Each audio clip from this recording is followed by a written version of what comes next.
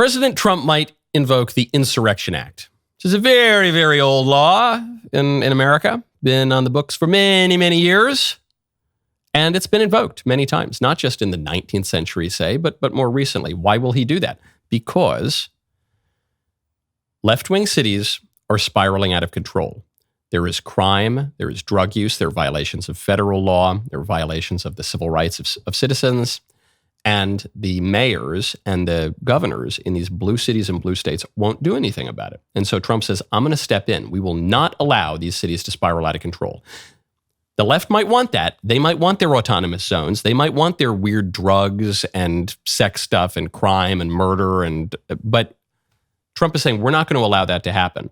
This is contrary to the previous weak, squishy, quasi-libertarian Republican stance, which was, if the residents of those blue cities want to let their cities turn to hellholes, let them have it. I don't care. I'll be in my gated community in a red state.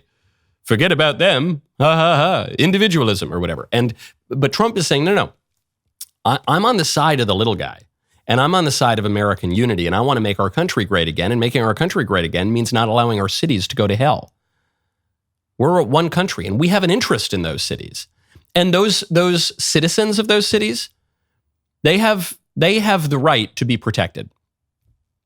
And they can call on their federal government and we'll help them out. We're not just going to abandon them. First of all, there are many conservatives in these cities. There are many Republicans, even if they don't form a majority. So we're not going to just abandon them. And we're not going to abandon we're not even going to abandon the Democrats. You don't get to let your cities turn to hell. It's kind of like when you have little kids and they don't want to clean their room. The squishy libertarian individualist answer is, well, kids, it's your room. It's your room if you want to have, maggots everywhere and clothes and toys strewn about and blood on the walls. That's fine. That's your room. It's your right to your room. But that's not how I run my house. I would say, hey, actually, it's my house. And I have a responsibility. I'm put in a position of authority to make sure not only that your rights are protected, but that you are living in conditions that are conducive to your flourishing. And so it's not just it's your room. You have substantial control over your room. You get to put your stuffed animals where you want. You get to, turn the lights on or the fan on as you want. But you don't get to burn your room down, because it's my house. I'm the dad, okay? And it's my house. That's what Trump is saying. That is the conservative point of view. That's certainly the traditional point of view. I think it's the only defensible point of view. So the little kids are throwing their temper tantrums in Portland and Chicago. In Chicago, the mayor of Chicago wants to establish ice-free zones. What's an ice-free zone? According to this order in Chicago, city property can ban ice. Now, does that sound right to you? That a city can ban federal law enforcement from enforcing federal law? Wouldn't that seem to violate the supremacy clause, the nature of federalism? That's a little strange, wouldn't you say? But it goes further. It says that private businesses can choose to display a sign indicating that ICE cannot enter without a warrant. This reminds me of when liberal Facebook boomers would post some random, chainmail slop that says this is just to say that Facebook has no right to my pictures. Do you remember that this was going on? This happens every so often, but it started a few years ago. See, this is a privacy notice that I'm asserting my rights, that Facebook doesn't get to use my pictures, but that doesn't do anything. That has no effect. That's just nonsense. They have a right to your pictures the minute you upload them. Well, it's the same thing here. I am just saying that federal law enforcement has no right to enforce federal law in my marijuana shop. It's oh yeah? That's a nice sign you have there. I'm taking all your drugs now. I'm taking all your illegal aliens now. But I have a sign in my window. Oh, that's great. Good for you. That's good. Look at that. Look at your sign. You colored inside the lines on your sign. Good, that's good job, Chicago. I'm enforcing federal law now. Get out of the way. I'm going to. You don't actually have the right to do that. You don't know, but you don't. Maybe we've failed as parents because we have given you unreasonable expectations. But you don't get to violate federal law because you put a sign in your window. You don't get to abolish federalism and our constitutional order because you doodled a sign. Sorry, not going to happen. Go to goodranchers.com, use promo code Knowles. I love Good Ranchers, as you well know, and I had a delicious Good Ranchers New York strip steak just the other night, and it was very, very tasty. Well, this fall, I'm doubling down on my Good Ranchers consumption because I'm joining Good Ranchers in getting back to the table. At least once a week between now and Thanksgiving, my family and I will be turning off the news and gathering around our table. I don't care what the breaking story is.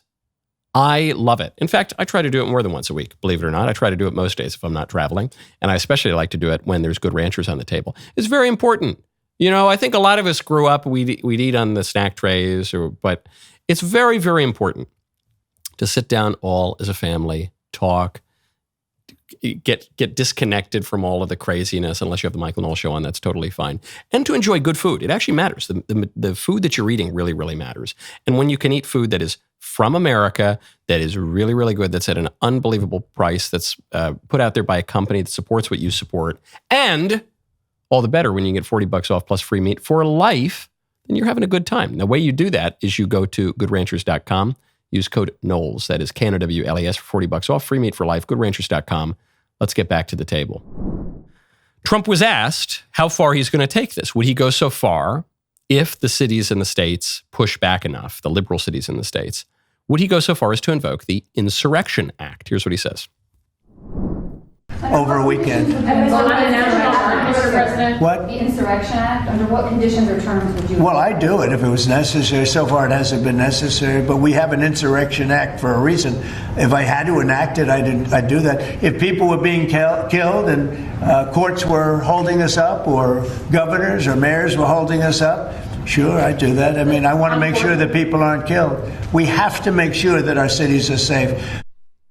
I love this one line. I love the whole answer, but the one line he says, we have an Insurrection Act for a reason. What does the Insurrection Act do? It empowers the president to deploy the U.S. military and to federalize the National Guard within the United States. That's what it does. Been on the books for a very, very long time. It's not even just one of those long time ago laws that, we used to enforce in the 1850s, but we don't enforce them anymore. We've enforced them pretty recently. Well, actually, even more recently than the two examples I'm going to cite, but the two examples from the 20th century that are most notable are Eisenhower and Kennedy invoking the Insurrection Act to desegregate schools and communities at gunpoint, forcing racial integration at gunpoint. That merited invoking the Insurrection Act. But cities burning to the ground, invasions, I don't want to be hyperbolic. Parts of cities burning to the ground around the country, not the whole cities, but parts of them. An invasion of illegal aliens, all of whom in some way have a connection to criminal cartels across the southern border, some members of whom are actual cartel members themselves, foreign terrorist organizations. Murder, theft, rape, criminals getting out of prison. How does the social engineering of racial integration merit the Insurrection Act, but cities becoming third world hellholes with a foreign invasion of particularly criminal people, some of whom are designated as foreign terrorists? How does that not? I'm not saying that racial integration didn't merit invoking the Insurrection Act. I'm saying if you think that merited invoking the Insurrection Act, how could you not say that the cities falling into disrepair, explicitly rebuffing federal law enforcement to enforce the most basic federal laws, would not? It's crazy. Because the way the lib media are going to play this is they're going to say, Trump's invoking the Insurrection Act, he's a tyrant. Was Kennedy a tyrant? Was Eisenhower a tyrant? Were any of the other presidents who have invoked the Insurrection Act from the 19th century, the 20th century, and so on, were they all tyrants? No. And if any of those instances could qualify as tyranny, would you really say that preventing cities from falling into murderous cesspools filled with foreign terrorists would qualify? I don't think so.